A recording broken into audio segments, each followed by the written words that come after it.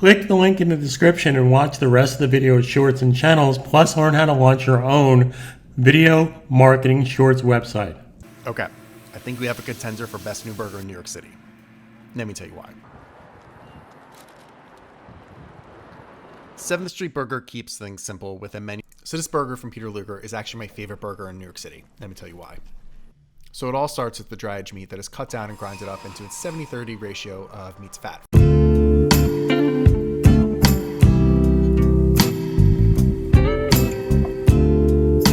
So this has been people's favorite New York City burger for years. Let me tell you why. The Emmy burger from Emily begins with their dry aged beef being seasoned. Last night, me and my friends hit Lucky's Famous Burgers in Flatiron, New York City. Such a great little hole-in-the-wall spot. I think they have 2 locations. A lot of